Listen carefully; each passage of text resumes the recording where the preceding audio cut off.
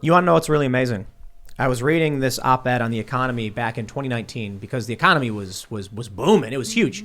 I mean, from my personal experience, I tell the story of when we were setting up our first studio. The lady at the furniture store said 2019 was the best year of my life. Good year. People were making money. Our contractor who was doing work in the yard was like the best year I've had. So I'm reading this op-ed, and they said that all of these things, the leftists claim they wanted 4-day work weeks, higher wages, paid vacation, family leave, are happening thanks to capitalism and a good economy. The government need not force it. The machine is working. The policies are working. And then what happens? These leftists say, we demand these things.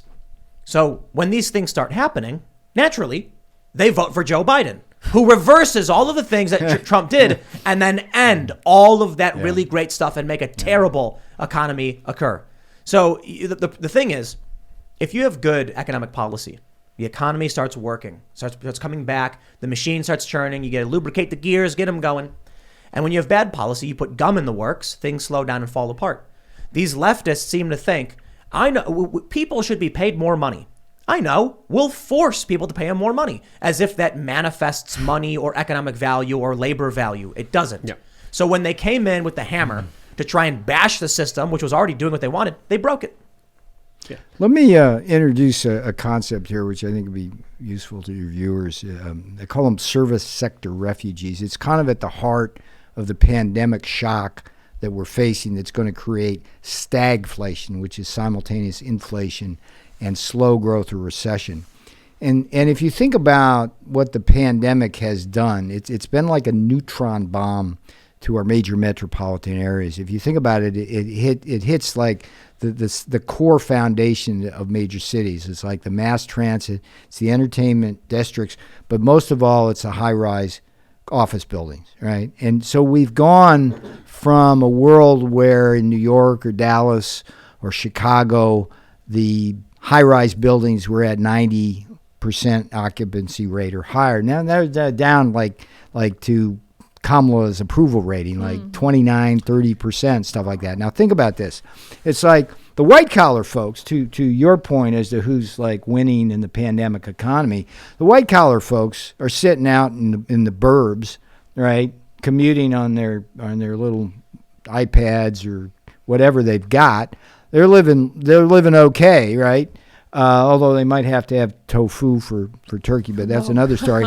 But those people who used to be part of the eco-structure of the cities, the janitors in the buildings, the trucks outside, the food trucks, the beauticians, this, that, and the other thing, they don't have anywhere to go. And moreover, they don't have the skills to transit. So we've got this weird thing, Tim, where you got like 10 million or so people unemployed and 10 million or so job openings. That is weird. And so I get back to the central tenets of the Trump administration, which is buy American, hire American. If we don't build more of what we consume here, those service and help train those people, those service sector refugees are simply going to fade away into oblivion.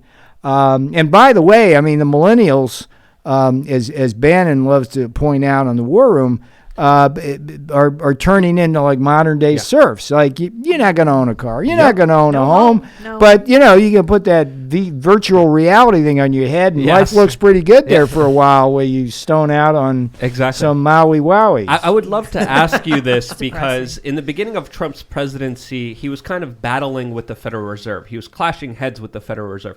Obviously, the Federal Reserve has been printing money out of thin air. That's why this kind of promotion of GMO Monsanto soybeans is absolutely ridiculous. They shouldn't be giving out nutritional advice. They should stop printing money out of thin air. But what was going on with the Trump administration, with, of course, them just literally printing money during the pandemic and giving it to all the hedge funds, giving it to all the Wall Street bankers, giving them a huge bailout? Well, another shameless plug for in Trump time, but there is a great story about Jerome Powell in there, and it goes something like this. So, it comes time to appoint a new Fed chairman. It was either going to be Janet Yellen, give her another term, or somebody else, right? And so Treasury Secretary Steve Mnuchin, who I state flat out in the In Trump Time book, if he had never come to the administration, Donald Trump would still be president. Wow. This guy did breaking news here too. This guy did so much damage. But one of the things he did was he was the guy who recommended Jay Powell get appointed, right? And he did it under the assumption, because Steve's a control freak, he thought he can control Jay Powell. Now, he did. Jerome Powell did something that is kind of contrary to what you just said, but I'll come back to you being right. What we were doing with our 4 points of that economic compass I described earlier is we were able to grow much more faster than the Biden-Obama regime and do so without inflation, okay? The only reason why the Fed should raise interest rates or tighten the money supply is if there's any hint of inflation. What Jerome Powell did, that SOB, he ran contractionary monetary policy in the middle of the beautiful Trump boom under the false assumption that somehow there was going to be inflation. So in our time, on our watch, as I talk about it in the book, he was too contractionary. We could have hit 4% growth instead of 3% growth, and that's a million job difference, okay? So fast forward now, right? It's like he is Biden's guy now. He's auditioning for the job. What does Biden want? Biden wants easy money to stimulate the economy. But what Powell is doing is contrary again to the facts in evidence. Tim, as he starts doing all the stuff you're talking about in terms of Biden undoing what Trump did, that's provoking all manner of inflation. You add to that the pandemic shocks. And basically, let me go back to the 70s. The 70s stagflation came about because of profligate fiscal policy. Check that box here with all the Congress is doing. What Arthur Burns did for Nixon in monetary policy as the chairman of the Fed was to print money and be too expansionary. That's exactly what Jay Powell's doing now. Check that box. And then what kicked off the stagflation was the cost push food and energy price shocks of the 70s, and we got the same thing here. And by the way, you mentioned this earlier, Tim, and you were absolutely right. If energy prices go up, guess what? Food prices go up because things like fertilizer, which are energy driven, go up. And by the way, delivering the food and other things go up. And so we're not Jay Powell he's a pox on this world, and the fact that we're going to see him for another term, Trump couldn't wait to get rid of that guy. And we sat around scheming all the time about how if we could take him out before his term was up. And whenever I wanted to troll that friggin' Mnuchin in the Oval, I'd look at the boss and say, "Boss, who was that who wanted Jay Powell at the Fed?" So the other thing, too, is it's not just inflation. It's shrinkflation, where products get smaller. Prices. Yes. But now we actually we have this story, from Timcast.com. Yeah. And I got to tell you, this is typically not something I think would be a big story, but look at this. General Mills to raise prices by 20%. 20%. Yeah. That is massive. Yep. So you want to talk about your kids having cereal in the morning? Yeah. You know what really, really grinds my gears? When I've been saying over and over again for the past several years, like, you need to stand up for what you believe in now. You need to get out there. You need to advocate for what you want to see in this world. Peaceful, persuasive, resourceful. And I get people saying, like, if I speak up at my job, then I'll lose my job. And you don't understand. I got kids to feed. Well, tell me now.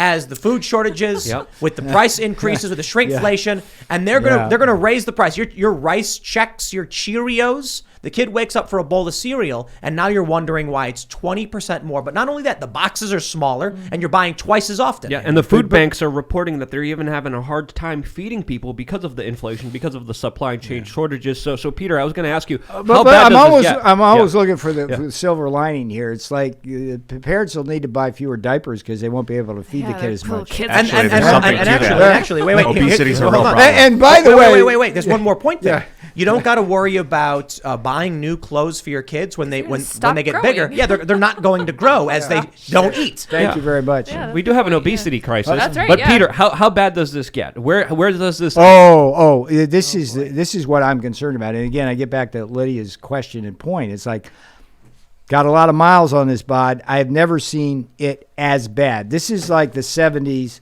on steroids. And so So the way the 70s evolved, that literally, as we came in from, it started with Lyndon Johnson in 68 with the refusal of choosing between the Vietnam War expenditures and the Great Society. Okay, there's this concept in economics called guns versus butter. It's like you have to choose one or the other in some combination in order to maintain the budget. It's like LBJ was, we're not going to do it. We're going to do both, right? So that was the fiscal stimulus that began the whole process, and then so it's this whole stagflation didn't end till 1981, and the way it ended was brutal. In 1980, when Reagan ran against Carter, there was this thing called the misery index. It was inflation rate plus unemployment, and it was 20% by the time that election rolled around. Mortgage rates were like 13 and 15%. I mean, this is like stuff that's not in the people who are viewing and listening to the show can't even imagine this, because they've grown up in an era of like 2, 3, 4% mortgage rates. No. This they were like 12 and 15%. No, right? my parents tell me this. Yes. They were like, when you were a little kid, it was like 12%. Yeah, it's crazy stuff. So the way it was fixed, and this is instructive, it was in two ways. Paul Volcker came along as Federal Reserve Chairman. Never confuse Paul Volcker with Jerome Powell. And he induced the mother of all recessions to wring inflationary expectations out of the economy. And the only reason why that worked is because Reagan came along and did all the structural kind of changes that we've been talking about, guys. And that basically reset the economy, and then we went off on our 80s boom. But that'll be a hard trick to redo because it requires both a smart Fed chairman and somebody as president who understands kind of the structural changes. This could go on for a decade. And I mean, we're at 28 trillion, I think, is the deficit right now. He's looking at printing 3 trillion more to put it to 31. How do you, with the amount of having to pay interest on that, I don't see it ever being able to come back from this at this point. Where it's like, other than like, I don't know, economic default or something. Like we'll default on the U.S. dollar and create a new currency or something. This is like Pelosi's Hail Mary and big go Brandon to the world here. Because if she gets away with this latest bill, this last piece of the multi-trillion-dollar pipe dream, progressive, socialist, Marxist cut of puzzle, because there's nothing in that bill that will strengthen the economy, to be clear.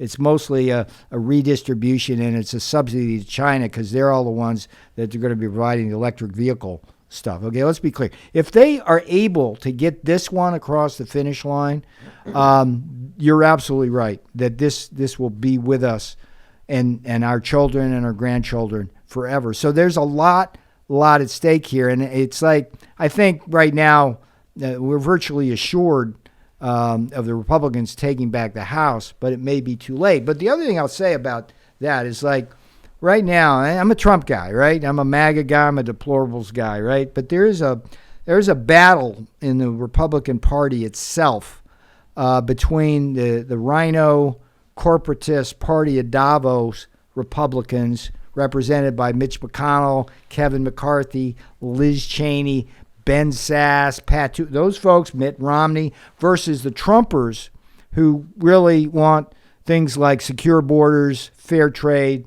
buy American, manufacturing here. And if we lose that battle, if we win the House in 22, and McConnell and McCarthy are still leaders, we've lost the House. Thanks for checking out this segment from the Timcast IRL podcast. If you want to watch live, you can check out this channel Monday through Friday at 8 p.m. Now, don't forget to smash that like button, subscribe to this channel, and if you want more unfiltered and uncensored content with all of these guests, go to timcast.com and become a member. All of these guests you know and love in exclusive segments on our website where we are unrestricted in what we talk about, so you'll definitely not want to miss it. Thanks for hanging out. We'll see you all next time.